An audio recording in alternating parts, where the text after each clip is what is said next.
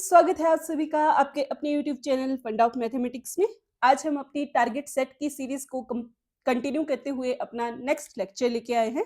हमने real analysis start किया है और ये हमारा रियल एनालिसिस का 18th लेक्चर रहने वाला है। जो भी आज फर्स्ट टाइम चैनल को विजिट कर रहा है या जिसने इससे प्रीवियस लेक्चर हमारे नहीं देखे हैं, हम 17 लेक्चर कंप्लीट कर चुके हैं, वो हमारे चैनल की टारगेट सेट की एक प्लेलिस्ट है, उसमें जाके देख सकते हैं। आज जो है हमारा ये 18th लेक्चर रहने वाला है। आज के लेक्चर में हम अपना न्यू टॉपिक अपना मीट्रिक स्पेस को डिस्कस करने जा रहे हैं। तो चलिए टाइम ना वेस्ट करते हुए हम अपना लेक्चर स्टार्ट करते हैं। सबसे पहले हमारे पास जो हमारा टॉपिक है मीट्रिक स्पेस। अब ये बेटा मीट्रिक स्पेस होता क्या है? एक मीट्रिक स्पेस जिसको हम इस तरीके से रिप्रेजेंट करते हैं, just a second, metric space को इस तरीके से रिप्रेजेंट करते हैं। ये हमारा मीट्रिक स्पेस होता है। कंसिस्ट ऑफ, इसमें नॉन नेगेटिव एलिमेंट होते हैं, ये नॉन एम्प्टी होता है हमारे पास। ये जो x है ये एम्प्टी नहीं होना चाहिए। और ये जो हमारा d है इसे हम डिस्टेंस फंक्शन कहते हैं। और इस d को किस तरीके से डिफाइन करते हैं बेटा? ये होता है x इंटू एक्स। ये अप्रोच किसको करता है? रियल को।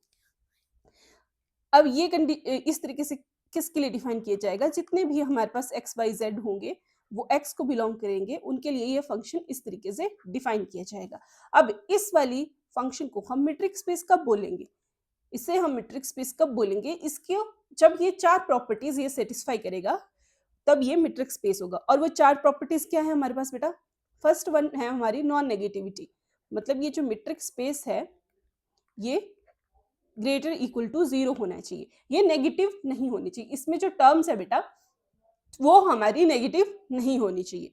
अब सेकंड वन क्या है हमारे पास? सेकंड वन है हमारी आइडेंटिटी की, मतलब अगर ये कंडीशन आ रही है डी वाई डिस्टेंस फंक्शन हमारा इक्वल्स टू 0 आ रहा है, तो ये कब होनी चाहिए बेटा? इफ एंड ओनली इफ अगर हमारा x और y क्या हो? इक्वल। अगर x और y इक्वल है और हमारा फंक्शन 0 आ जा रहा है तो हमारी ये आइडेंटिटी वाली प्रॉपर्टी सेटिस्फाई हो जाती है। थर्ड वन आती है बेटा हमारे पास मीट्रिक, और इस मीट्रिक क्या कहती है कि डी ऑफ एक्स वाई, ये जो हमारा फंक्शन है ये y और x के लिए रीअरेंज, मतलब इसकी जस्ट पोजीशन चेंज की। यहाँ पे x फैक्टर हम पहले ले रहे थे, इसमें y फैक्टर, ये जो है वो मीट्रिक की कंडीशन को सेटिस्फाई करना चाहिए। क्लियर? और नेक्स्ट हमारे फोर्थ है, फोर्थ हमारे पास क्या कहता है? फोर्थ हमारे पास कहता है ट्रायंगल इनइक्वालिटी, कि अगर हमारे पास इनके साथ कोई थर्ड टर्म आ जाती है तो हमारी ये ट्रायंगल इनइक्वालिटी जो है बेटा होल्ड करनी चाहिए। इसमें क्या कहता है कि D of X Z less than equals to होगा हमारा D of X Y plus D of Y Z के। इसकी वैल्यू क्या है हमारे पास? लेस देन और इक्वल्स टू होनी चाहिए। मैं यहाँ पे इरेज करके लिख दे रही हूँ, इसको यहाँ लिख लेती हूँ, just a second. Fourth one क्या आ रही है बेटा हमारे पास प्रॉपर्टी? फोर्थ वाली क्या बोल रही है कि distance function X Z less than equals to D of X Y plus D of Y Z. ये कंडीशन जब होल्ड करती है तो हमारा, जब ये चारों कंडीशन होल्ड करती है तो हमारा जो स्पेस है वो मीट्रिक स्पेस बन जाता है। अब ये इतनी सारी कंडीशन है, इसमें से एक मैं आपको प्रॉपर्टी बता देती हूँ बेटा, वो होती है हमारी क्वेश्चन सॉल्विंग प्रॉपर्टी। उसे हम प्रॉब्लम सॉल्विंग प्रॉपर्टी कहते हैं। अगर वो प्रॉपर्टी ही हमें क्वेश्चंस में लगानी होती है, वहीं से चेक हो जाता है हमारा क्वेश्चन, क्योंकि वही होल्ड करना सबसे डिफिकल्ट होती है। तो वो प्रॉपर्टी क्या है बेटा हमारी? वो प्रॉपर्टी है हमारी T of X Y is equals to 0 if and only if x is equals to y। ये हमारी क्या है? क्वेश्चन सॉल्व करने वाली प्रॉपर्टी। यही प्रॉपर्टी से हम जनरली अपने क्वेश्चन को चेक कर लेते हैं। इसी को चेक करना है, अगर ये होल्ड की कर गई तभी बाकी की देखना आप। अगर ये होल्ड नहीं कर रही है तो वहीं पे हमारा क्वेश्चन जो हो जाएगा मीट्रिक स्पेस नहीं बनेगा, क्योंकि ये सबसे ज्यादा इंपॉर्टेंट रहती है और इसे होल्ड कराना डिफिकल्ट वन भी रहता है। कौन सी थी हमारी क्वेश्चन सॉल्विंग? ये सेकेंड वन, ये आपने हमेशा याद रखनी है। ये आपके लिए ट्रिक है कि सबसे पहले यही लगा के देखनी है, ठीक है? अब जैसे मैं एक एग्जाम्पल करवा देती हूँ आपको। जैसे मान लो हमारे पास डी ऑफ एक्स वाई की वैल्यू क्या दी गई है बेटा? X square minus Y square का मॉडुलस। इसके लिए हमने चेक करना है। अब अगर फर्स्ट कंडीशन देखें तो डी ऑफ एक्स वाई हमारा किससे होगा, ग्रेटर देन 0 होगा, क्योंकि मॉडुलस वाली टर्म्स क्या होती हैं, ऑलवेज ग्रेटर देन 0 ही होती है ना, ऑलवेज ग्रेटर देन 0 होती है, पॉजिटिव टर्म आती है मॉडुलस में हमारी। अब कर लें अपनी सेकंड जो हमारी क्वेश्चन सॉल्व वाली प्रॉपर्टी है उसको चेक। तो चलो डी ऑफ एक्स वाई क्या आना चाहिए, इक्वल्स टू 0 आना चाहिए, मतलब इसकी वैल्यू क्या आनी चाहिए बेटा जी, इक्वल्स टू 0। तो अगर मैं इसको ओपन कर लूँ, प्रॉपर्टी लगा लूँ, तो ये क्या बनेगा, x प्लस 1 और x minus X plus Y और x माइनस वाई, ये आ रहा है हमारे पास A square minus B square को जब हम प्रॉपर्टी को खोलेंगे। अब मैं लेट ले रही हूँ let x is equals to, मैं लेती हूँ 1 और y को क्या ले रही हूँ मैं, माइनस ऑफ 1। तो चलो लगा के देखते हैं, 1 minus 1 into 1 minus minus of 1, यही आ रहा है। तो ये तो हो गया हमारे पास 0, ये तो आ रहा है 0 बेटा, क्योंकि 1 माइनस 1 0 आ जाएगा। अब बट हमारा x is not equals two by, x तो हमने 1 लिया था और y क्या लिया था -1, ये दोनों इक्वल्स नहीं है, पर कंडीशन क्या आ रही है यहाँ पे, हमारी वैल्यू 0 आ रही है। और कंडीशन क्या है कि दोनों एक साथ होल्ड करनी चाहिए, if and only if condition होती है, मतलब प्रॉपर्टी सॉल्व नहीं हुई हमारी, तो ये हमारा क्या आएगा, नॉट अ मीट्रिक स्पेस। तो हमारा जो भी हमने फंक्शन लिया था वो क्या है, मीट्रिक स्पेस नहीं है। सो इस तरीके से आपने चेक करना होता है, क्लियर। सबसे इंपॉर्टेंट रोल प्ले करती है, क्रूशियल रोल, यही प्रॉपर्टी से आपका क्वेश्चन पता चल जाएगा आपको कि सॉल्वेबल है, मीट्रिक स्पेस है या नहीं है, क्लियर। चलिए अब आगे बढ़ते हैं। अब कुछ एक बेटा बेसिक डेफिनेशंस हैं जो आपको पता होनी ही चाहिए, और ये डेफिनेशंस मैंने वैसे करवानी नहीं थी, लेकिन इनको मैंने सिर्फ इसीलिए डाल दिया कि हमने ये सारी डेफिनेशंस पहले भी करी है, तो काइंड ऑफ रिवीजन हो जाएगा हमारा। तो चलो देखते हैं। नेबरहुड ऑफ अ पॉइंट आ रहा है ना, हमने पहले भी पढ़ा हुआ है ये। नेबरहुड क्या होता है बेटा, जो भी एक एलिमेंट होता था उसके आसपास का जैसे मैं यहाँ पे ए ले लेती हूँ, तो इसके आसपास का क्या हो जाता था मेरे पास, जैसे मैंने ए ले लिया तो इसके आसपास का ये क्या आ जाता था, इसका नेबरहुड आ जाता था, यही आता था। अब ये यहाँ पे क्या डेफिनेशन रहेगी इसकी कि neighbourhood of a element P is set, उसको किस तरीके का सेट होगा, वो डिफाइन नोटेशन बस अलग सी दी गई है, ये बेटा x belongs to capital of x, जिसमें अब d ऑफ पी एक्स जो होगा लेस देन r होगा, और r क्या होगा हमारा, नॉन नेगेटिव, ग्रेटर देन 0। और ये जो r होता है बेटा यहाँ पे, इसको हम रेडियस कहते हैं, radius of neighbourhood, radius of neighbourhood, clear. थोड़ा सा डेफिनेशन में चेंज है, बाकी कुछ नहीं है, मीनिंग यही है हमारा, क्लियर। अब सेकंड डेफिनेशन हमारे पास क्या बोली गई है बेटा, लिमिट पॉइंट की। हम कब बोलते थे किसी चीज को लिमिट पॉइंट, कब बोलते थे, जब इनफाइनाइट, याद आ रही है कुछ। चलो यहाँ के डेफिनेशन के अकॉर्डिंग पढ़ लेते हैं। An element p is the limit point of the set E if every neighbourhood of p contain at least one element q जो कि p के इक्वल नहीं होना चाहिए, सच दैट ये जो q है ये इस E को बिलोंग करना चाहिए, जहां पे the set of limit point of E क्या हो जाता था हमारे पास, डिराइव्ड सेट। चलो इतना कंफ्यूज नहीं करते हैं। जैसे हमने क्या पढ़ा था बेटा कि हमारे पास लिमिट पॉइंट क्या होता है, लिमिट पॉइंट कब बन जाता है, किसी पॉइंट को हम लिमिट पॉइंट कब बोलते हैं, अगर उसके नेबरहुड में, जैसे मैं बोल रही हूँ p, मेरे पास एक सेकंड, ये इरेजर पे है, ओके, p मेरे पास लिमिट पॉइंट कब होगा, जब p के नेबरहुड में एटलीस्ट 1 एलिमेंट होगा हमारे पास जो कि उस सेट का होगा। 1 एलिमेंट हमारे पास अगर एग्जिस्ट कर जाता है p के नेबरहुड में, तो p क्या बन जाता था हमारा, लिमिट पॉइंट बन जाता था, यही पढ़ा था ना हमने। और जो सेट ऑफ लिमिट पॉइंट, जो सारे इन लिमिट पॉइंट का जो सेट होता था, उस सेट को क्या बोलते थे बेटा, डिराइव्ड सेट। याद आ रहा है कुछ, ये रिवीजन हो रहा है आपका, क्या बोलते थे उसे हम, डिराइव्ड सेट। चलिए नेक्स्ट, आ रही है ना याद, ये close set, interior, open set, closure, ये सब हमने बहुत अच्छे से डिस्कस किए हैं। अभी फटाफट इनको एक रिकैप कर लेते हैं, रिवीजन कर लेते हैं जल्दी से। क्लोज सेट कब होता था बेटा, किसी सेट E को हम कब बोलते थे कि वो क्लोज सेट है, अगर E से क्लोज से पहले हमने इंटीरियर पढ़ा था ना, E का जो इंटीरियर सेट है वो कंप्लीटली कंटेन्ड हुआ अगर E में, तो E को हम क्या बोलते थे कि E क्या है हमारा, क्लोज्ड है। अब इंटीरियर सेट, ये इंटीरियर सेट क्या होता है बेटा?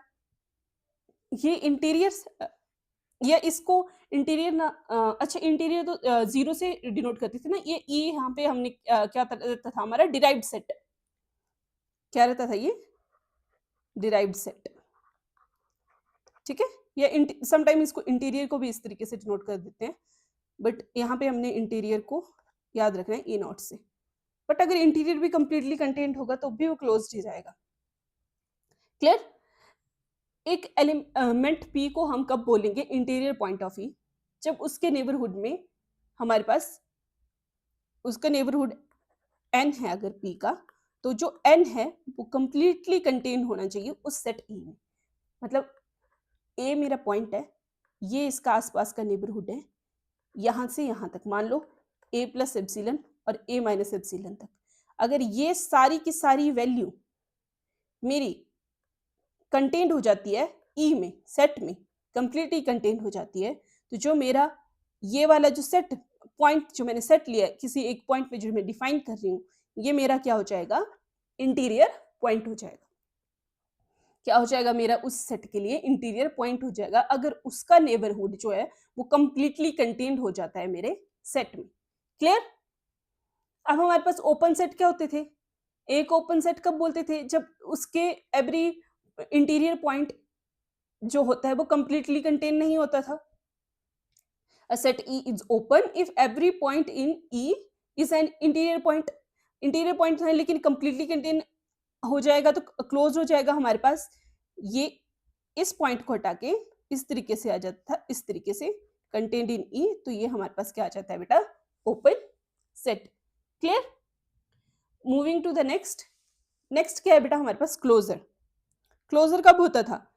क्लोजर को किस तरह से इस तरीके से डैश लगता था ना, कब होता था? जब सेट और उसके डिराइव्ड सेट की यूनियन हमारे पास ई के इक्वल आ जाए तो वो हमारा क्या हो जाता था? Closure set. Basically closure set हमारे पास क्या है? जो हमारा सेट है और उसके जो भी डिराइव्ड सेट है, मतलब लिमिट पॉइंट्स का जो सेट है उसका यूनियन और जो सेट के एलिमेंट है उनका यूनियन हमारे पास क्या आ जाता है? Closure of set. Clear? Next है हमारा बाउंडेड सेट। बेटा बाउंडेड सेट क्या होता है? ए को हम बाउंडेड कब बोलते थे? जब उसमें कोई m एग्जिस्ट कर जाता था, जिसके लिए हमारा फंक्शन लेस देन m आ जाता था। जैसे मान लेते हैं कि e को मैं कब बोलूंगी? e is bounded if there exists m such that distance function p और q में लिया है is less than m for all p belongs to e। जब ये कंडीशन होल्ड कर जाए, उससे छोटा आ जाए, तो हमारा सेट क्या हो जाता था? बाउंडेड हो जाता था। क्लियर? याद है ना आपको ये सारी डेफिनेशंस? हमने ये इससे पहले बहुत अच्छे से करी थी, एग्जांपल्स भी करे थे। अभी मेरे को ये था कि मैं इनको नहीं डालूंगी, डायरेक्ट आपको रिजल्ट्स करवाऊंगी आगे जिसमें ये चीज़ें यूज हो रही हैं, लेकिन फिर मुझे मैंने इनको स्लाइड्स को डाल दिया क्योंकि थोड़ा रिवीजन हो जाएगा आप लोगों का। अब बेटा हमारा डेंस सेट क्या होता था? एक सेट को हम डेंस सेट कब बोलते हैं? If every element of x is either a limit point of e और पॉइंट ऑफ ई। ई को हम डेंस सेट डेंस कब बोलेंगे? डेंस इन एक्स कब बोलेंगे? अगर every element of x, every element of x क्या होगा? आइदर लिमिट पॉइंट और पॉइंट ऑफ ई, या तो ई का एलिमेंट हो या तो उसका लिमिट पॉइंट हो, तो वो सेट क्या हो जाता है हमारा? Dense set. और नॉन डेंस क्या कहेंगे हम? नॉन डेंस या फिर नोवेयर डेंस, इसमें क्या आ जाएगा हमारे पास? जो सेट ई है उसको हम नोवेयर डेंस कब बोलेंगे? जब interior of its closure is empty. देखो बेटा interior of closure is empty आ जाएगा। इसको किस तरीके से डिनोट करते थे हम? मैं थोड़ा अलग कलर का पेन ले लेती हूँ। ये आ गया मेरे पास क्लोजर। क्लोजर क्या होता था? सेट ऑफ ऑल हमारे यूनियन, हमारे डिराइव्ड सेट की भी और जो हमारा नॉर्मल सेट होता है उनकी भी, लिमिट पॉइंट की और सभी की यूनियन। अब उन सब की यूनियन का अगर मैं इंटीरियर कर दूं उस सब की यूनियन का अगर मैं इंटीरियर कर दूं और मैं वो मेरे पास फाई आ जाए, तो जो हमारा डेंस सेट है वो कहीं पे भी नोवेयर डेंस आ जाएगा। तो ई क्या हो जाएगा हमारा, नोवेयर डेंस। क्लियर? चलिए अब कन्वर्जेंस के लिए क्या कंडीशन रहती थी बेटा हमारे पास, कोई भी सीक्वेंस लेते थे हम, यहाँ पे हमारे पास सीक्वेंस आ रहा है, just a second, okay, sequence आ रहा है मेरे पास Pn, ये कन्वर्ज कब करेगा, converges to P for every epsilon greater than 0, कब करेगा P पे कन्वर्ज, देयर एग्जिस्ट, वहां पे क्या एग्जिस्ट करना चाहिए, एन इंटीजर, याद आ रही है कुछ, इंटीजर n, जिसके लिए हमारे पास क्या हो जाता था, जो फंक्शन होता था वो क्या आ जाता था, less than epsilon for all n greater equals to n। याद आ रहा है आपको कन्वर्जेंस की कंडीशन, अगर उस या इसको इस तरीके से भी देख सकते हैं आप कन्वर्जेंस को बेटा, कन्वर्जेंस कब कन्वर्जेंट होता है हमारे पास, रुको मैं यहीं पे इरेज करके बता देती हूँ। अगर आपने इसको इस तरीके से नहीं देखना है तो एक और तरीका होता है, वो क्या होता था हमारे पास कि अगर limit n approaches to infinity p of n, अगर p कोई एक फाइनाइट वैल्यू आ जाए तो हमारा वो क्या हो जाता था, कन्वर्जेंट। अगर लिमिट एग्जिस्ट कर जाए तो हमारा क्या हो जाता था, वो कन्वर्जेंट। वहां पे हम क्या लेते थे, याद आ रही है, एन अप्रोचेस टू एल, यही लेते थे ना, limit N approaches to infinity, sequence में याद आ रही है ना बेटा, इसी तरीके से करते थे। अगर होल्ड कर जाए एल की इक्वल आ जाए तो हमारी क्या हो जाती थी, कन्वर्जेंस। अगर नहीं आ रहा है, नॉन डिफाइंड आ रहा है हमारे पास, इंफिनिटी पे भाग रहा है, तो क्या हो जाती थी हमारी, डाइवर्जेंस। सेम कंडीशन यहाँ पे भी है, अगर इंफिनिटी में चला जाएगा तो डाइवर्जेंट, और अगर होल्ड कर गया किसी एक पॉइंट एल या पी, योर विश, आप क्या लेना चाहते हैं, तो वो क्या आ जाएगा हमारे पास, कन्वर्जेंट आ जाएगा। अब कन्वर्जेंस पढ़ लिया, उसके बाद हमने क्या पढ़ा था, कॉची सीक्वेंस। अब कॉची सीक्वेंस कर लेते हैं बेटा।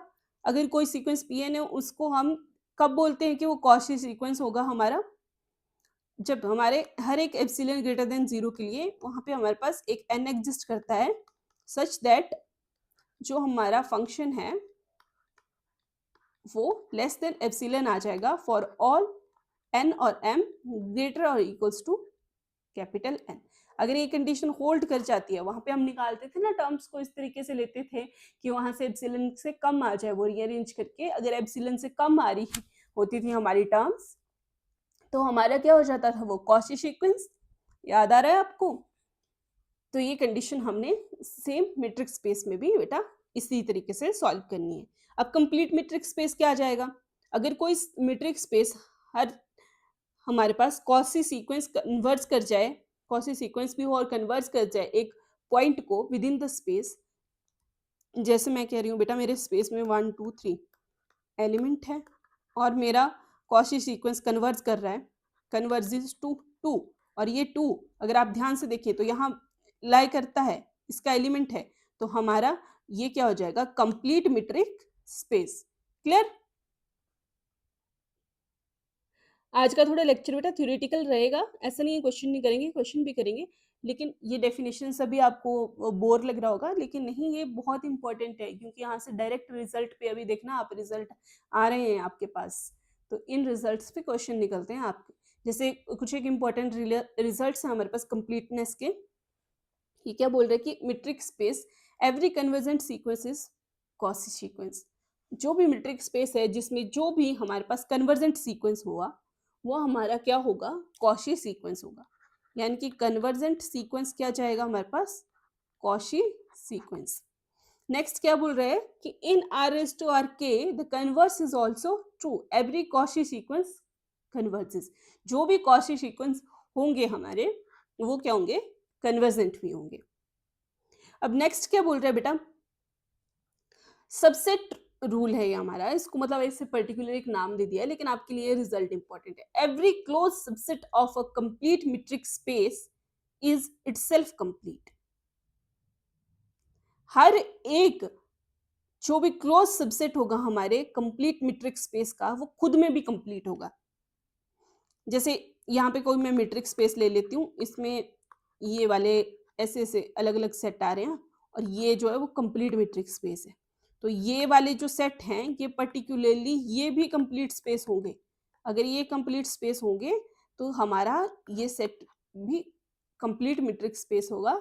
लेकिन उसके लिए ये जो छोटे-छोटे अंदर बन रहे हैं ना हमारे पास सबसेट्स लें अगर हम, तो वो भी क्या होने चाहिए? कंप्लीट मीट्रिक स्पेस होने चाहिए। क्लियर? नेक्स्ट क्या है बेटा हमारे पास? Limit of function. अब ये लिमिट क्या रहती है हमारे पास? लिमिट किस तरीके से डिफाइन करते थे हम? इस तरीके से x अप्रोचेस टू, यहाँ पे p लिया हमने, वहाँ पे इन्फिनिटी लेते थे।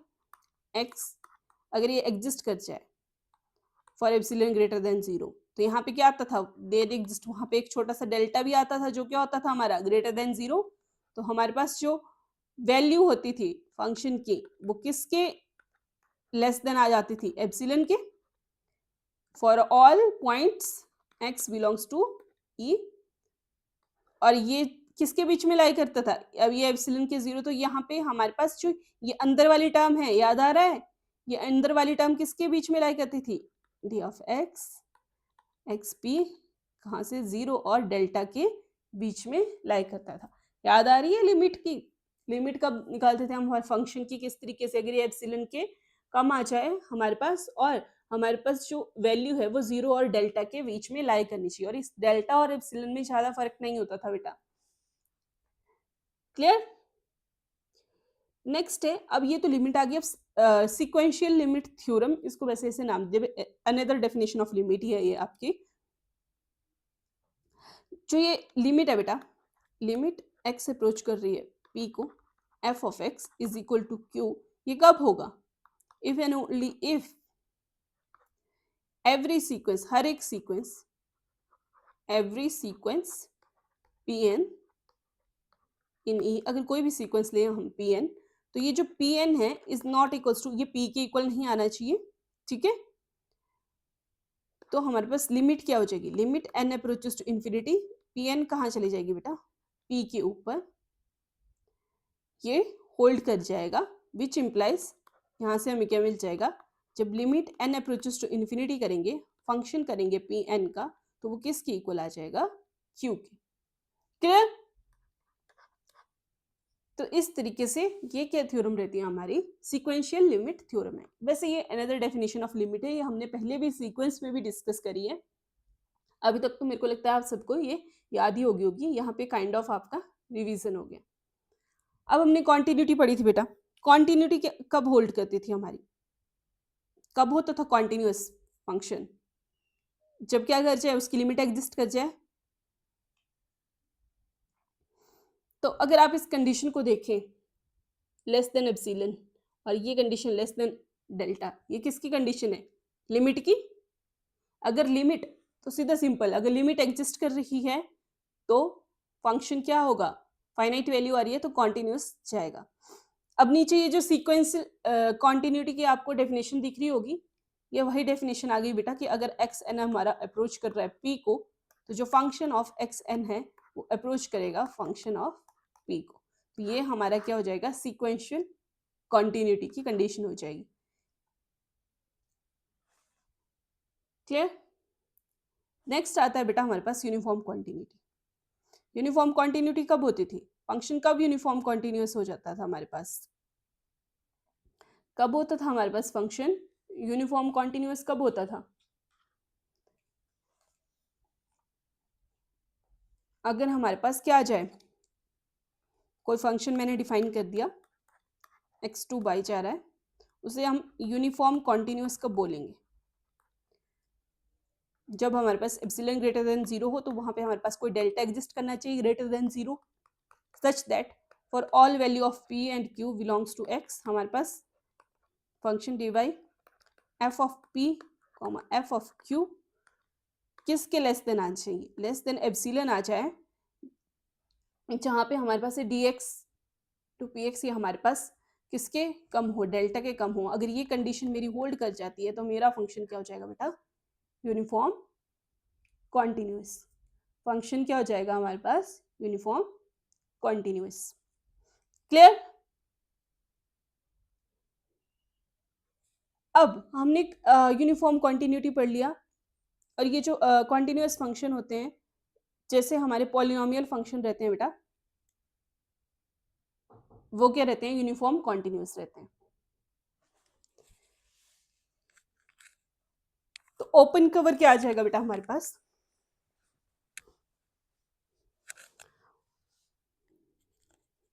ओपन कवर होता है हमारा कलेक्शन, जितने भी हमारे ओपन सेट होंगे, जैसे जी ऑफ अल्फा ले लेते हैं, इसके जितने भी ओपन सेट्स होंगे उन सभी सेट्स की कलेक्शन, उन सभी सेट की कलेक्शन मतलब इन सभी सेट का यूनियन क्या आ जाएगा हमारे पास, ओपन कवर फॉर्म कर देता है। जैसे एक मेरे पास पॉइंट है, इसके आसपास कोई ना कोई छोटे ओपन सेट होंगे, एग्जिस्ट करेंगे, तो ये क्या बना देंगे, इसके लिए एक कवर की तरह एक्ट करते हैं। तो ये हमारा क्या हो जाता है, इस कवर को क्या बोल देते हैं हम, ओपन कवर। तो ये हमारा ओपन कवर क्या रहता है बेटा हमारे पास, जो सेट होता है ए वो कंप्लीटली कंटेन होना चाहिए। जैसे ये ए इसमें कंप्लीटली कंटेन है, union of G of alpha, G alpha के यूनियन में, और ये जी अल्फा क्या है बेटा हमारे पास, ओपन सेट्स हैं। जब इनकी जो यूनियन, यूनियन क्या होती है, हमारी कलेक्शन, सारे के सारे मिक्स कर दिए। तो अगर कलेक्शन ऑफ इसमें हमारा सेट जी अल्फा में हमारा सेट ई जो है कंप्लीटली कंटेन्ड आ रहा है, तो हमारा ये क्या हो जाएगा, ओपन कवर एग्जिस्ट करेगा। हमारा जी ऑफ अल्फा हमारे इस ई के लिए क्या बन जाएगा, ओपन कवर बन जाएगा। और अब ये ओपन कवर है, इससे हमारे पास एक कंडीशन बनती है कि अगर हमारे पास फाइनाइट नंबर ऑफ ओपन सब कवर आ जाए हमारे किसी फंक्शन के लिए, तो वो क्या हो जाता है, हमारा कॉम्पैक्ट हो जाता है। लेकिन चलो ये हम आगे अभी डिस्कस करते हैं। जैसे कॉम्पैक्टनेस के ऊपर अब कुछ एक डेफिनेशंस रहने वाली है, रिजल्ट्स रहने वाले हैं, वो डिस्कस कर लेते हैं। कॉम्पैक्ट कब होगा बेटा, अगर every open cover has finite सब कवर। अब मान लेते हैं मेरे पास, जैसे जी मेरे पास एक ओपन कवर है, ये वाला ओपन कवर है इस एलिमेंट ई के लिए। अब इसके पास फाइनाइट सब कवर हो, इसके बीच में इस तरीके का है, ये इसके सब कवर आ गए ना बेटा, इस बड़े वाले के अंदर एग्जिस्ट आ रहे, अंदर आ रहे हैं हमारे पास ये, तो ये इसके क्या बन गए, सब कवर बन गए। अगर उसके पास फाइनाइट सब कवर है, फाइनाइट सब कवर है हमारे पास, तो वो क्या हो जाएगा हमारे पास बेटा, कॉम्पैक्ट हो जाएगा। वो मैट्रिक्स स्पेस क्या हो जाएगा हमारे पास, कॉम्पैक्ट हो जाएगा। अब रिलेटिवली कॉम्पैक्ट क्या रहेगा हमारे पास, कि अगर दो हैं हमारे पास एक्स वाई, तो उनको कब हम कॉम्पैक्ट बोलेंगे, जैसे एक्स और वाई रिलेटिवली हमारे पास कॉम्पैक्ट के लिए आ जाएंगे।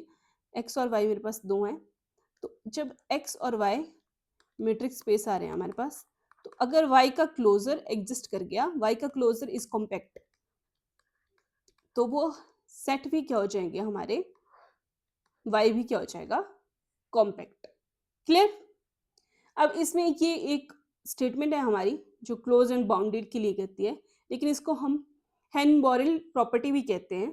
तो ये हमारी प्रॉपर्टी क्या कहती है कि अगर किसी रियल लाइन के लिए सबसेट कॉम्पैक्ट कब होगा, if and only if condition होनी चाहिए, वो क्लोज्ड भी होना चाहिए, बाउंडेड भी होना चाहिए।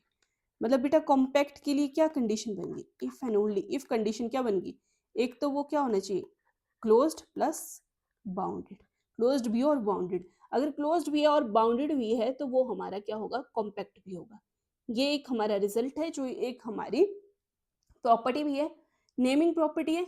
ज़्यादा चांसेस होते हैं क्वेश्चन बनने के, आपने हमेशा क्या करनी है, ध्यान में रखनी है कि हमारी ये प्रॉपर्टी क्या डिफाइन करती है। क्लियर। आई होप आपको समझ आ रहा होगा। अगर कोई प्रॉब्लम आ रही है बेटा, समझ नहीं आ रहा है, वैसे ये सारी की सारी हम चीज़ें पहले कह चुके हैं, काइंड ऑफ रिवीजन चल रही है साथ साथ में। अगर आपको कुछ समझ नहीं आया है, तो आप मेरे को कमेंट बॉक्स में कमेंट करके बता सकते हो कि आपको यहाँ पे प्रॉब्लम आ रही है, मैं दोबारा से करवा दूंगी। लेकिन आपने मेरे को बताना ज़रूर है कि आपको समझ आया या नहीं आया।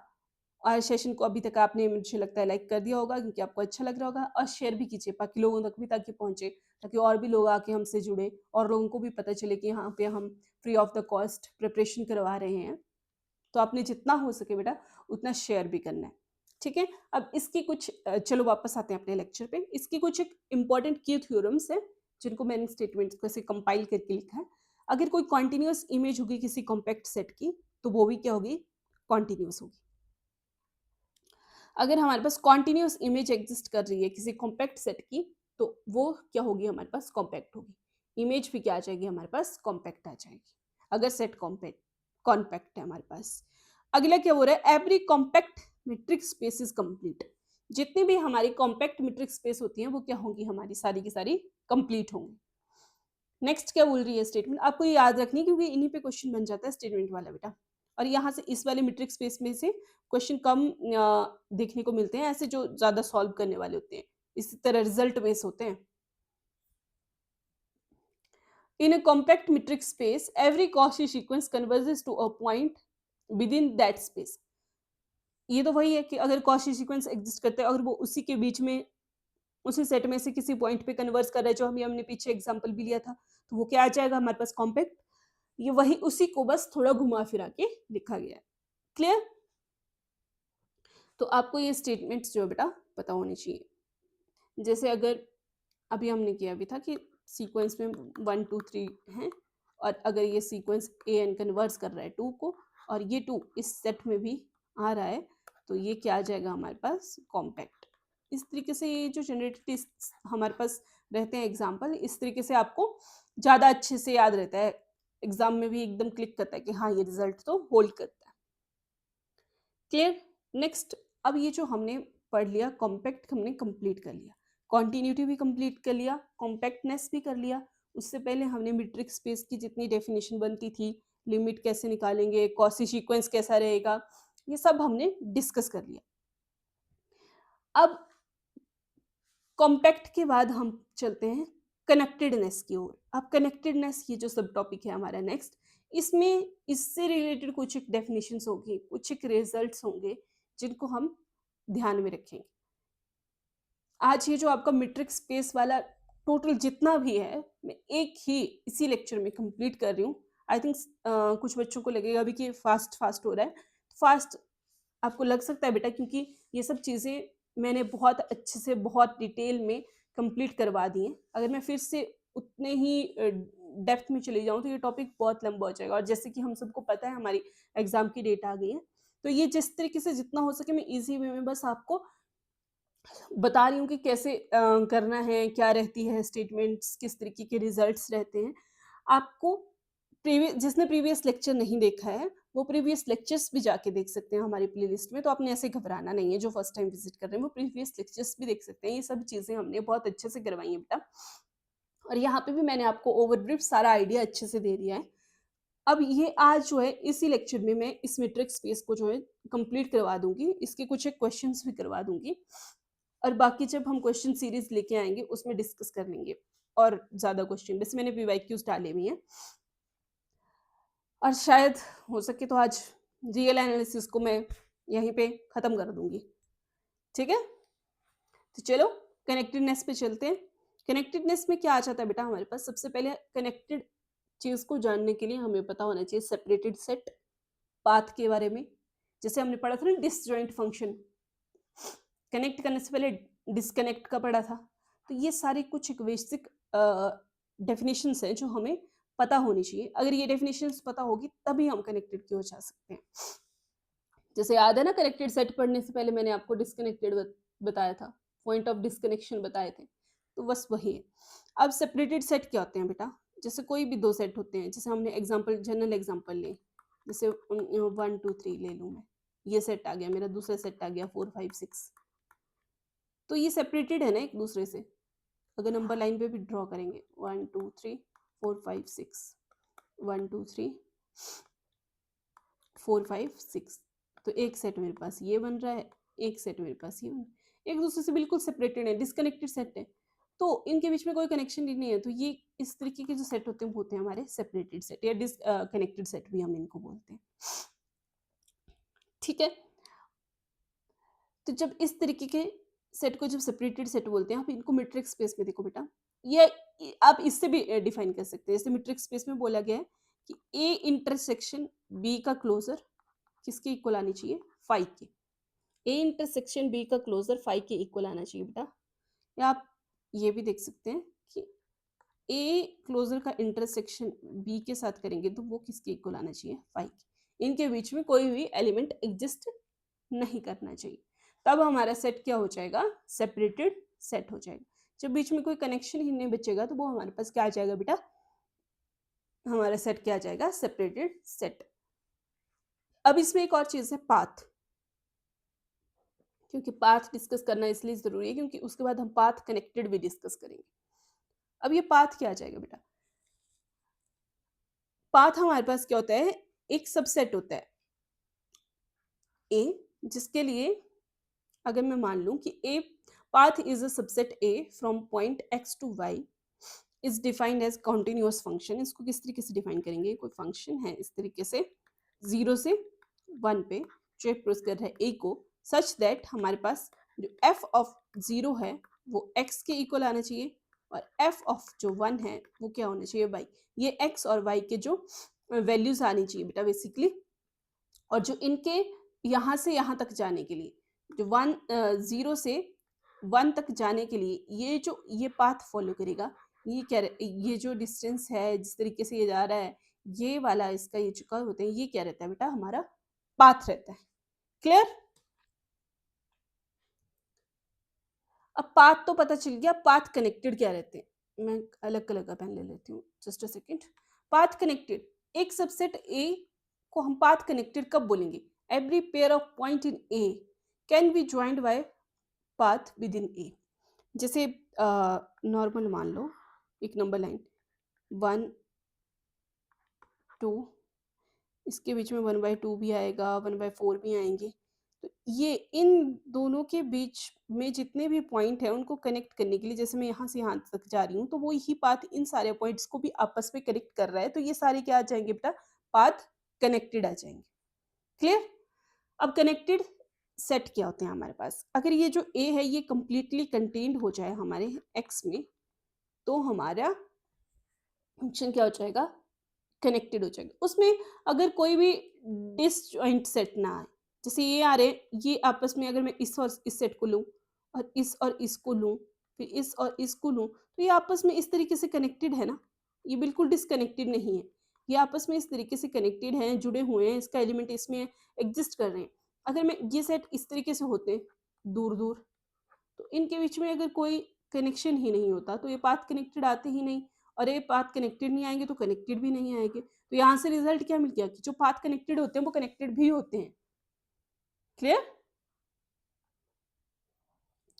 तो हमारे पास ये हमारा क्या आ जाएगा बेटा, फंक्शन कनेक्टेड सेट आ जाएगा। और जो कनेक्टेड नहीं होगा वो डिसकनेक्टेड होगा। जब अगर ये कनेक्ट नहीं कर रहे थे, इस तरीके से थे, तो ये क्या आ रहे थे हमारे पास, डिसकनेक्टेड। ये आपस में क्या है, डिसकनेक्टेड है।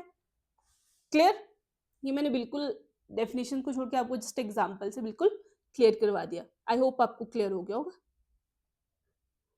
Moving to the next.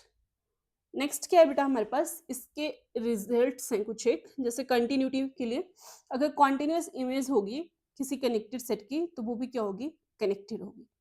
ठीक है? अगर कोई रियल लाइन पे हमारे पास इमेज भी क्या होगी, कनेक्टेड होगी। अगर रियल लाइन है उसके लिए अगर सबसेट आर कनेक्टेड है तो जो उसके इंटरवल होंगे उसके पास क्या होने चाहिए, इंटरवल होने चाहिए, और वो या तो फिर वो सिंगलटन होना चाहिए।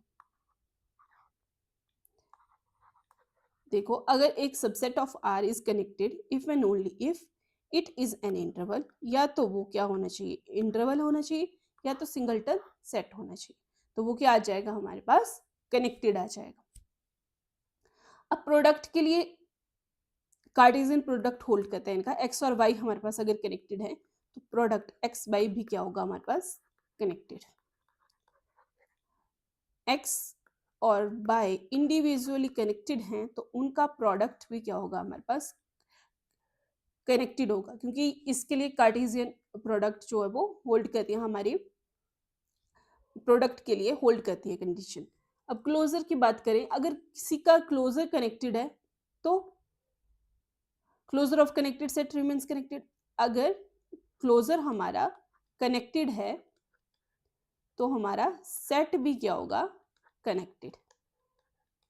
अब हमारा क्लोजर क्या होता था बेटा, इसमें सारे आते थे यूनियन ऑफ ई और उसके डिराइव्ड सेट का यूनियन, जो लिमिट पॉइंट होता था उनका यूनियन।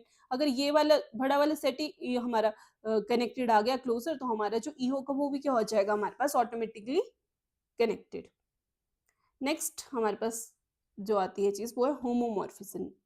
अब ये होमोमॉर्फिज्म होता क्या है ये हमें पता होना चाहिए। इसकी कंडीशन क्या होती है, क्योंकि स्टेटमेंट बेस्ड जब क्वेश्चन आता है तब ये होता है कि हमारे पास ये x टू y होमोमॉर्फिज्म है and here x is not continuous. आपको पता होना चाहिए कि अगर कॉन्टिन्यूस नहीं है तो होमोमॉर्फिज्म तो आएगा ही नहीं, तो उसके लिए कंडीशन कॉन्टिन्यूस की होनी चाहिए। तो इसलिए ये होमोमॉर्फिज्म हमारे पास क्या हो जाता है बेटा, इंपॉर्टेंट हो जाता है। अगर आप इसको ध्यान से देखिए तो होमोमॉर्फिज्म को किस तरीके से डिफाइन करते हैं, ऐसे f x से अप्रोच करें हमारा बेटा y को, बिटवीन टू मेट्रिक स्पेस होंगे, दो मेट्रिक स्पेस लेते हैं x d1 और दूसरा आ जाएगा y d2। तो ये क्या तीन कंडीशन सेटिस्फाई करेगा। पहली बात तो f क्या होना चाहिए हमारा 1 1 और ऑन टू होना चाहिए।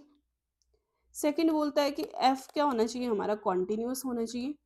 और थर्ड होती है कि f का जो इनवर्स होना चाहिए वो भी क्या होना चाहिए हमारे पास कॉन्टिन्यूस होना चाहिए। क्लियर। एक तो f में बाइजेक्शन मैप होना चाहिए हमारे पास, दूसरा f हमारा कॉन्टिन्यूस होना चाहिए, और तीसरी कंडीशन बोलती है कि f का जो इनवर्स है वो भी क्या होना चाहिए हमारा कॉन्टिन्यूस होना चाहिए। तो तब कोई फंक्शन जो होमोमॉर्फिक होता है हमारी किसी मीट्रिक स्पेस के लिए। अब हमें पता है कि bijection function onto one one कैसे निकालते हैं, कॉन्टिन्यूस की कंडीशन भी पता है और इनवर्स की कंडीशन भी पता है। इनवर्स फाइंड आउट कर लो, अगर वो कॉन्टिन्यूस आ रहा है तो वो क्या हो जाएगा हमारे पास होमोमॉर्फिज्म हो जाएगा हमारे उस मीट्रिक स्पेस के लिए। क्लियर। अब होमोमॉर्फिज्म के बाद जो इंपॉर्टेंट चीज है वो है नॉर्म लीनियर स्पेस। अब नॉर्म लीनियर स्पेस क्या होता है, हाँ, आपको मैंने पार्टीशन पढ़ाई थी, फिर नॉर्म पढ़ाई थी। नॉर्म को किस तरीके से डिनोट करते थे, इस तरीके से डबल मॉडुलस की तरह। अगर ये x का नॉर्म है, इसमें नॉन नेगेटिविटी की कंडीशन आती है बेटा, वो किसके ग्रेटर और इक्वल टू क्या होना चाहिए, जीरो के। और यहाँ पे जो x का नॉर्म है वो इक्वल्स टू जीरो कब आएगा, if and only if condition होती है अगर x is equal to zero आए तो x का नॉर्म जो है वो जीरो होना चाहिए। बहुत ही बेसिक सी कंडीशन है, देख के आपको पता लग रहा होगा कि अगर ये जीरो होगा तभी नॉर्म जीरो आ सकती है। बट इन्हीं रिजल्ट्स में हमें पता होते हुए भी हमसे गलतियां हो जाती हैं, तो आपने इनको ध्यान से देखना है।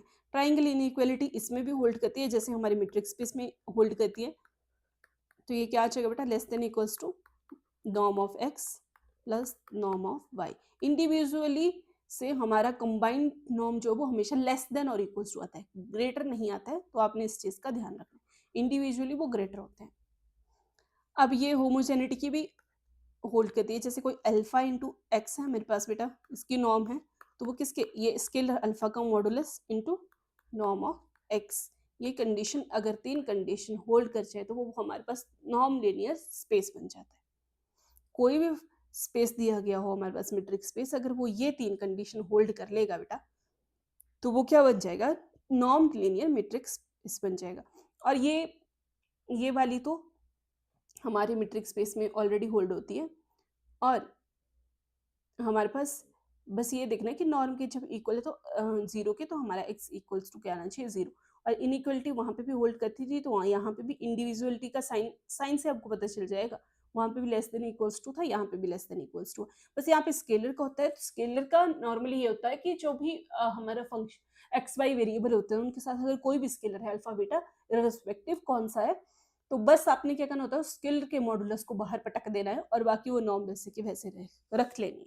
तो ये आपको इजीली क्या हो जाती हैं, याद रह जाती हैं कि हमने कैसे जो है वो नॉन लीनियर स्पेस को चेक करना है। चलिए अब कुछ एक क्वेश्चन कर लेते हैं बेटा। जैसे हमारे पास एक सेट दिया गया है x is equal to R, real number पे मीट्रिक स्पेस हमें दिया गया है। d की क्या वैल्यू दी गई है बेटा, X Y is equal to modulus of X minus Y upon 1 plus modulus of X minus Y. हमें चेक करना है कि ये बाउंडेड है या कनेक्टेड है, कंप्लीट है, कॉम्पैक्ट है, ये सब चीज़ें हमें चेक करनी है। तो चलो बेटा इसको चेक कर लेते हैं। बाउंडेड को चेक करने के लिए क्या करगी, अगर ये नॉन नेगेटिव वाली वो कंडीशन होल्ड कर गया तो बाउंडेड आ जाएगा। तो चलो निकाल लेते हैं। सबसे पहले ये हमने फंक्शन ले लिया हमारा मीट्रिक स्पेस। अब हमें पता है बेटा, वी नो दैट, हमें क्या कंडीशन पता है, यहाँ से अगर हम देखें तो ये modulus of X Y less than होगा, क्योंकि इस नीचे वाली टर्म में क्या है, 1 plus modulus of X minus Y है। ये तो जनरल सा रूल है, ठीक है, ये हमें पता है ये इससे छोटा आ रहा है। अगर मैं इस टर्म को इस साइड ले आऊँ डिवाइड में, तो ये क्या आ जाएगा बेटा, 1 प्लस एक्स माइनस वाई का मॉडुलस, ये लेस देन 1 हो जाएगा, क्योंकि यहाँ से कोई भी टर्म अगर हम दूसरी साइड लेके जाते हैं, जैसे हम नॉर्मल अपना अलजेब्रा करते हैं, तो यहाँ पे टर्म क्या बचती है बेटा, 1। तो यहाँ पे 1 इंटू कर दें इसको, और ये इस साइड मल्टीपल में और उस साइड जाके डिवाइड में होगा, तो भी उस तरीके से भी देख सकते हैं। आई होप आपको पता चल रहा होगा, क्योंकि सभी बच्चे मास्टर्स करके हैं, तो ये छोटा मोटा अलजेब्रा आई थिंक आपको अच्छे से क्लियर होगा। तो अब ये इसके हमारा लेस देन 1 आ रहा है, तो यहाँ से हमें क्या रिजल्ट मिल गया बेटा, कि जो डी की वैल्यू थी ना, ये हमारी मॉडुलस वाली, ये जो हमारा किसके लेस देन आ रहा है, 1 की, फॉर ऑल एक्स और वाई बिलोंग्स टू आर, तो हमारी कंडीशन तो होल्ड कर गई ना। हम क्या बोलते थे कि D of X minus Y less than कोई भी हमारी वैल्यू एम आना चाहिए, और ये एम हमारा आ गया, क्योंकि इससे छोटी आ रही है, तो हमारे पास क्या आ जाता था, बाउंडेड। बाउंडेड की यही कंडीशन थी ना बेटा, तो ये एम मान लो यहाँ पे 1 है, तो ये बाउंडेड आ गया, विच इंप्लाइज हमारे पास क्या आ गया, डी ऑफ एक्स वाई क्या आ गया हमारे पास, इज बाउंडेड। अब हमें बाउंडेड तो मिल गया बेटा, अब हमें दूसरी चीज चेक करनी है कि क्या ये कॉम्पैक्ट है, कनेक्टेड है, वो सारी चीजें हमने चेक करनी है। अब कॉम्पैक्ट को चेक करने के लिए हम क्या करेंगे, हमसे पूछा गया है कॉम्पैक्ट और कंप्लीट, ओके, दो चीजें और हमने चेक करनी है। कॉम्पैक्ट को चेक करने के लिए अगर ये जो मेरा डी की वैल्यू थी, अगर मैं मान लूं, जैसे हमारे पास यहाँ पे कर देती हूँ मैं, डी की क्या वैल्यू थी हमारे पास, क्या वैल्यू थी, modulus of X minus Y upon 1 plus modulus of X minus Y. अगर बेटा मैं इसको ई से मल्टीप्लाई कर दूं, ई इंटू एक्स वाई कर दूं इस तरीके से, और नीचे क्या ले आऊं मैं, 1 plus E into X Y, तो ये क्या आ जाएगा मेरे पास। इसके लिए भी हमारे सारे एक्स वाई किसके अंडर जाते हैं, आर में, रियल पे ही हमने इसको डिफाइन किया था ना। तो यहाँ पे डी और ई दो इक्विवेलेंट मैट्रिक्स आ गई, ये और ये डी वाली दोनों इक्विवेलेंट मैट्रिक्स आ गई। अब ये कब पॉसिबल हो सकता है कि या तो हमारे पास आर और डी दोनों कॉम्पैक्ट मैट्रिक्स स्पेस हो, तो डी के लिए हमारा हर एक ओपन कवर करना चाहिए एग्जिस्ट, अगर ये कॉम्पैक्ट है तो फाइनाइट सब कवर भी एग्जिस्ट करना चाहिए।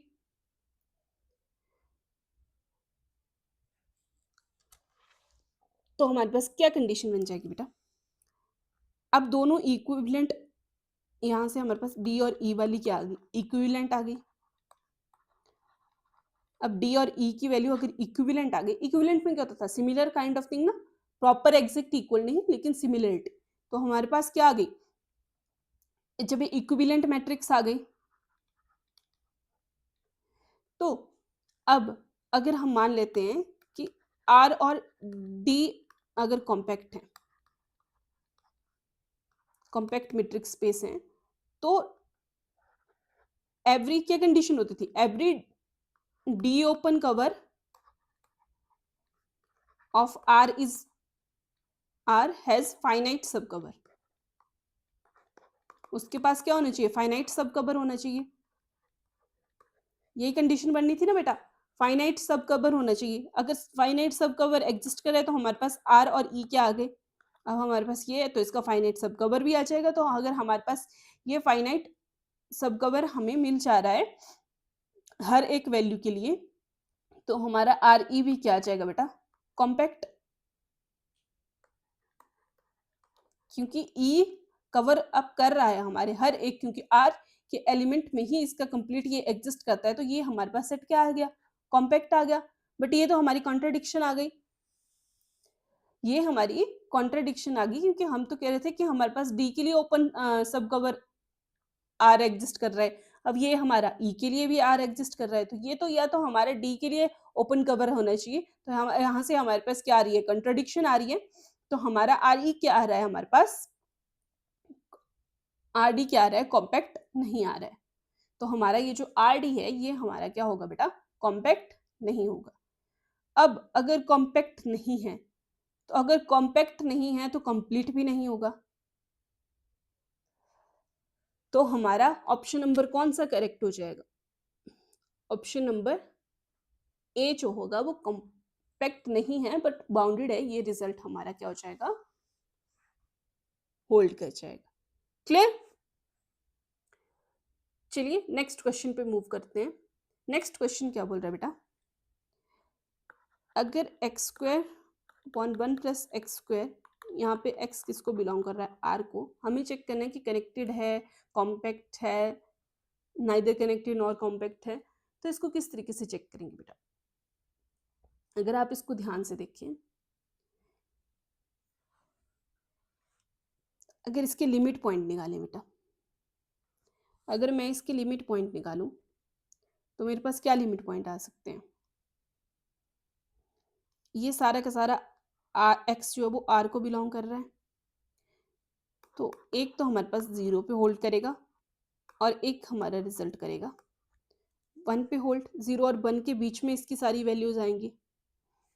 अगर डिराइव्ड सेट मेरे पास 0 और 1 आ रहा है तो फाइनाइट आ रहा है, तो इसका मतलब ये क्या आ जाएगा हमारे पास, कनेक्टेड। ये क्या आ जाएगा हमारे पास, कनेक्टेड आ जाएगा। अब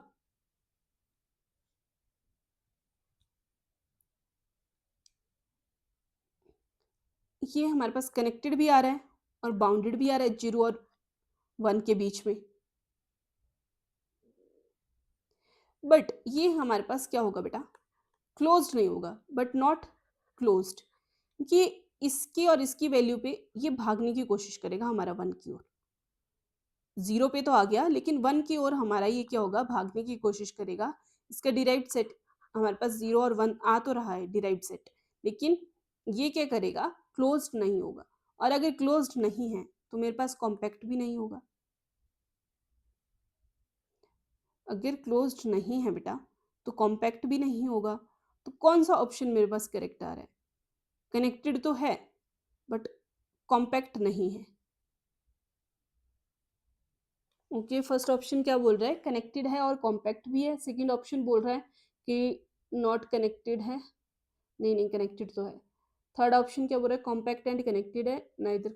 ओके, तो ये सारे ऑप्शंस तो हो गए हमारे रॉन्ग। हमारा ऑप्शन नंबर ए क्या हो जाएगा बेटा, करेक्ट, क्योंकि 0/0 फॉर्म करके 0 पे तो जा रहा है, और अगर इसको हम एक्स स्क्वायर को कॉमन लेके करें तो ये वैल्यू 1 पे भी जाएगा। इन दोनों के बीच में ये लिमिट पॉइंट तो आ रहे हैं हमारे पास, लेकिन ये आएंगे ओपन सेट पे। डिराइव्ड सेट हमारा ओपन आएगा इसका, तो ये हमारा क्लोज नहीं होगा। अगर क्लोज नहीं है तो बेटा कॉम्पैक्ट भी नहीं होगा। कनेक्टेड है, बाउंडेड भी है, कनेक्टेड भी है। अब ओपन सेट में भी, उसमें भी होता है ना बाउंडेशन की, हाँ यहाँ से यहाँ तक जा रहा है वैल्यू, तो हमारे पास क्या हो जाएगा, ये सेट कॉम्पैक्ट नहीं होगा। क्लियर?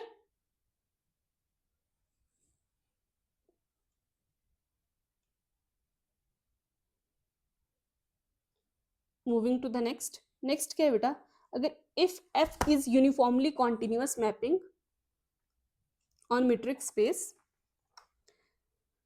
तब हमें बताना है कौन सा रिजल्ट होल्ड करेगा। ठीक है, एक्स और वाई दोनों हमारे पास क्या आ रहे हैं, मीट्रिक स्पेस है, उनकी मैपिंग यूनिफॉर्म कॉन्टिन्यूअस मैपिंग है हमारे पास। तो हमारे पास क्या रिजल्ट होल्ड करने चाहिए बेटा, ये बोल रहा है कि एक्स एन जो कॉची सीक्वेंस होना चाहिए एक्स में, तो एफ ऑफ एक्स एन भी क्या होना चाहिए, कॉची सीक्वेंस होना चाहिए वाई में, क्योंकि एक्स से मैपिंग है हमारी वाई तक, कॉन्टिन्यूअस मैपिंग है, एक्स टू वाई आ रहा है, इनके बीच में कॉन्टिन्यूअस मैपिंग है। तो नेक्स्ट स्टेटमेंट क्या बोल रही है कि एक्स एन अगर कन्वर्जेंट सीक्वेंस है तो एफ ऑफ एक्स एन भी कन्वर्जेंट सीक्वेंस होना चाहिए वाई में। अगर एक्स एन कॉची सीक्वेंस है एक्स में तो F of X N not Cauchy sequence होना चाहिए। तो ये नन ऑफ दिस तो होगा नहीं, अगर एक्स एन कॉसी है तो दूसरा कॉसी ना हो, ये होल्ड नहीं करेगा। अब हमने रिजल्ट पढ़ा था कि अगर एक्स एन कोई कन्वर्जेंट सीक्वेंस है एक्स में तो एफ ऑफ एक्स एन क्या होना चाहिए, वो हमारा कॉची सीक्वेंस बनता है। लेकिन यहाँ पे क्या बोल रहा है कि एफ ऑफ एक्स एन भी हमारा क्या होगा, कन्वर्जेंट, तो ये कंडीशन भी होल्ड नहीं करेगी। तो हमारी स्टेटमेंट 1 क्या हो जाएगी बेटा, करेक्ट, कि अगर हमारा एक्स एन कॉशी सीक्वेंस है।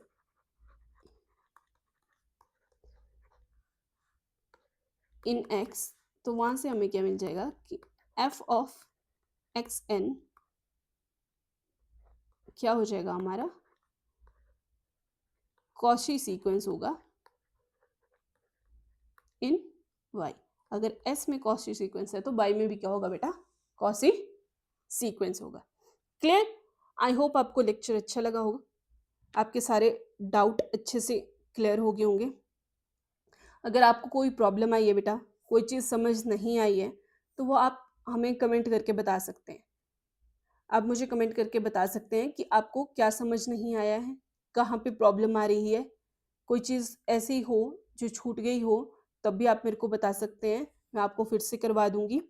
लेकिन आज ये जो मीट्रिक स्पेस वाला टॉपिक है, मैंने यहीं पे कंप्लीट कर दिया, और इसमें मुझे इस टॉपिक पे कम क्वेश्चन देखने को मिले थे, इसीलिए। लेकिन हम आगे जैसे क्वेश्चन सीरीज लेके आऊँगी मैं बहुत जल्द आपके लिए, उसमें और भी टाइप के इसके क्वेश्चन आपको करवा दूंगी। और रियल एनालिसिस का ऑलमोस्ट सारा सिलेबस जो वो कंप्लीट हो गया बेटा हमारा। आप मुझे कमेंट करके बता देना अगर कोई आपको लगा हो कि कोई टॉपिक छूट गया हो। मुझे लगता है मोस्टली यही टॉपिक थे और इन्हीं टॉपिक से हमारे क्वेश्चन बनते हैं। वैसे मैंने ऐसे टॉपिक्स भी करवा दिए जिनसे ना भी बनते हों, मतलब इंटर रिलेटेड हैं, वो भी अच्छे से करवा दिए। तो मुझे लगता है कि रियल एनालिसिस का जो सिलेबस है वो मेरे अकॉर्डिंग तो बेटा कंप्लीट है। मैंने कंप्लीट रियल एनालिसिस आपको करवा दिया। जस्ट 18 लेक्चर लिए हैं मैंने, और 18 लेक्चर में हमारा कंप्लीट रियल एनालिसिस हो गया है। अब मैं नया यूनिट अपना स्टार्ट करूंगी। मैंने पहले ही आप लोगों को कहा था कि रियल के बाद मैं कॉम्प्लेक्स करवाऊंगी, क्योंकि कॉम्प्लेक्स अभी हमने रियल नंबर पे करा, अब आगे हम कॉम्प्लेक्स नंबर पे करेंगे। और ये जो होते हैं, ये काइंड ऑफ सिमिलर सिमिलर थोड़ी बहुत चीज़ें इनमें सिमिलर चलती हैं, तो इसीलिए आपका पीछे रियल का रिवीजन भी होता रहेगा और आगे कॉम्प्लेक्स भी चलता रहेगा और आपको अच्छे से समझ भी आ जाएगा। बट ऐसा नहीं है, कॉम्प्लेक्स में काफ़ी सारी चीज़ें हैं जो काफ़ी ज़्यादा डिफरेंट हैं, और कॉम्प्लेक्स में कुछ एक टॉपिक हैं जहाँ से हमें डेफिनेटली क्वेश्चन देखने को मिलते ही मिलते हैं, जैसे हमारे सिंगुलरिटी वगैरह वाले टॉपिक हो गए, उनको हम बहुत अच्छे से करेंगे। जैसे एग्ज़ाम हमारा बहुत नज़दीक आ गया है, तो हम उस तरीके से करते हैं। तो हो सकता है लेक्चर में आगे कॉम्प्लेक्स एनालिसिस के लेक्चर थोड़े बड़े लूँ, तो आपने बोर नहीं होना है और बने रहना है हमारे साथ। तो कल से हम करते हैं कॉम्प्लेक्स एनालिसिस स्टार्ट। रियल तो आज हो गया कंप्लीट बेटा। अगर किसी को कुछ लगे कि हाँ कोई चीज़, कोई टॉपिक छूट गया हो पढ़ाने से, या कुछ आपको लगता हो कि कोई इंपॉर्टेंट है और हमने डिस्कस नहीं किया है, तो आप मेरे को कमेंट करके ज़रूर बताना। और क्वेश्चंस में या स्टेटमेंट्स में, रिजल्ट्स में कुछ भी प्रॉब्लम हो बेटा, आप मेरे से शेयर कर सकते हैं। हमारे पास एक ही मीडियम है फ़िलहाल के लिए शेयर करने के लिए अपने प्रॉब्लम्स एक दूसरे से, वो है कमेंट बॉक्स। तो जितना हो सके उतना कमेंट करके मुझे बता दीजिएगा कि आपको क्या प्रॉब्लम रह रहा है। तो कल करते हैं हम अपना नया कॉम्प्लेक्स एनालिसिस स्टार्ट। तो आज के लेक्चर में आई थिंक यहीं पे रैप अप कर रही हूँ। कल कॉम्प्लेक्स एनालिसिस में बेसिक से स्टार्ट करेंगे पहले। कल बेसिक ऑफ कॉम्प्लेक्स एनालिसिस कर लेंगे हम, क्योंकि अगर बेसिक्स पता होंगे अच्छे से तभी हम आगे कर सकते हैं। आई थिंक बेसिक के साथ साथ ओके पहले एक लेक्चर तो बेसिक पे ही लग जाएगा। आई थिंक बड़े लेक्चर होने वाले हैं आपके, तो आपने थोड़ा पेशेंस के साथ बने रहना है। और जैसा कि मैंने बोला था बेटा कि जो रियल एनालिसिस वाला जो पार्ट होता है, ये बहुत इंपॉर्टेंट क्रूशियल रोल जो है वो प्ले करता है हमारे सिलेक्शन के लिए। और ये थोड़ा थ्योरेटिकल होता है, तो इसलिए बच्चों को थोड़ा डिफिकल्ट भी लगता है। और पढ़ाने वाले की, जैसे आप किसी कोचिंग में भी जाते हैं, कुछ सभी सबसे लास्ट में करवाते हैं रियल एनालिसिस, रियल लास्ट में करवाएंगे। सबसे पहले करवाते हैं अपना डिफरेंशियल हो गया, लीनियर अलजेब्रा हो गया, क्योंकि वो इंटरेस्टिंग टॉपिक होते हैं और सॉल्व करने वाले होते हैं, तो बच्चों के इंटरेस्ट बने रहते हैं। लेकिन हमने पकड़ा ही सबसे पहले सबसे डिफिकल्ट वाले को था। अब थोड़ा ये फील अच्छा आ रहा है कि हमने एक अच्छे लेवल को फतेह कर लिया है, हमने सबसे डिफिकल्ट वाला सेक्शन जो है वो कंप्लीट कर लिया है। और ये थोड़ा थ्योरेटिकल होता है, थोड़ा बोरिंग भी लगता है, थोड़ा समझ आने में भी प्रॉब्लम होती है। बट हमने सबसे पहले इसीलिए सबसे पहले इसको करवाया आपको, कि अगर आपको कोई भी प्रॉब्लम हो तो आप हमसे डिस्कस कर सकें और हम इसको फिर से आपको अच्छे से जिस जिस जगह पे प्रॉब्लम आ रही है वो करवा सकें। कल कॉम्प्लेक्स स्टार्ट करेंगे और कॉम्प्लेक्स को भी जितना हो सके उतना जल्दी हम कंप्लीट करने की कोशिश करेंगे, क्योंकि अब एग्ज़ाम डेट कंप्लीटली हमारे आस-पास आ रही है। 30-35 दिन का समय है हमारे पास। 35 तो लेके ही नहीं चलो, 30 ही लेके चलो। थोड़ा 1-2 दिन तो वैसे 3-4 दिन तो वैसे भी रिवीज़न के लिए चले जाते हैं।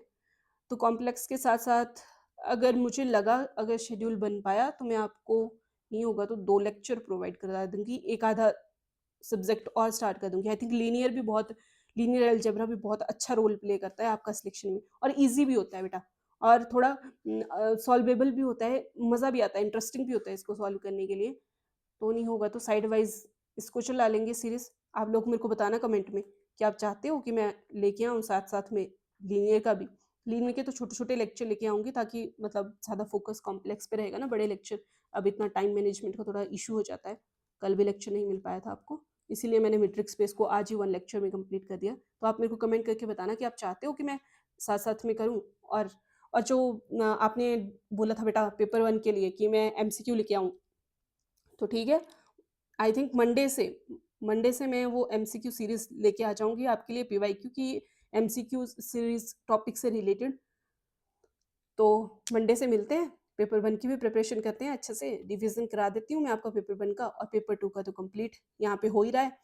तो यहीं से सिलेक्शन पक्का हो जाएगा आपका। तो आई थिंक बहुत हो गई मेरी बातें। तो आज के लेक्चर को यहीं रैप अप करते हैं। मिलते हैं कल आपसे एक नए लेक्चर के साथ और एक नए सब्जेक्ट के सब यूनिट के साथ, जो हम कॉम्प्लेक्स स्टार्ट करने जा रहे हैं।